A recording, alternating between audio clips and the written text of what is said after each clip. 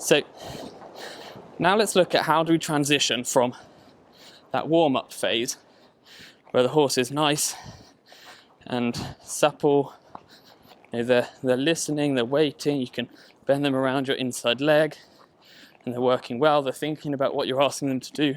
You can push the nose out, good boy. Yeah, nice and relaxed. So how do we transition from this nice relaxed warm-up to one where they're up together and working? Now you don't want to suddenly jam the horse's head up and say, we are now doing dressage and you must come and be through from behind and be active and let's do some piaffe. You want to just build them to it slowly. So now I just start to gather my reins up a little bit. I'm going to start to look up a little bit more because the horse has to follow your focus. I'm going to lift his head up and notice that I've stayed in rising trot. Now I'm just going to do, good boy, just do a few tests with the leg to make sure that now if I touch I get a bit more of a response. And shorten the frame up a little bit, shorten the reins. Keep my core tight. Good boy. So again, all these little touches of the leg, I'm just going to say, okay, now I touch. Good boy, and I get my reaction. Make sure I pat him so he feels positive about that reaction. You don't want to be out of balance and you touch him with the leg, fall back, pull on the reins, because then they feel negative about that reaction that they've just given you. And now I just start to be a little bit more accurate about, okay, now I want you to come into the corner, inside leg, now go forward, and bend around my leg,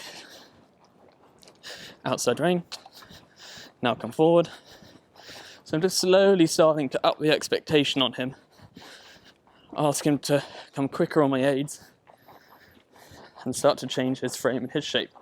So now this is, as I'm trotting around, this is a fairly forward trot. We're not got too much collection, because collection's the last thing that you're going to build to, because it's the last thing on the scale of training. So it's the last thing I come to when I'm doing my warm-up. It's because he feels here, good here. We might look a little bit of suppleness, so can I flex you to the outside? Good, nice, and he's nice in my hand. Then inside bend to the corner, outside rein, forward. Check that again, inside bend. Yeah, outside bend even, sorry, that feels good. Come forward. He's staying in a nice rhythm, in a nice trot.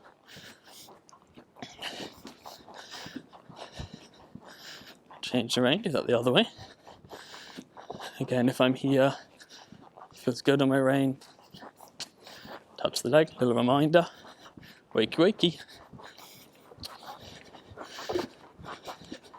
Good boy, you notice I keep putting my hand forward because every time I make a little correction with the leg or a half halt with my seat to my rein, I want to then say, look, hold yourself up. It's not my job to hold you up here. So correction, give.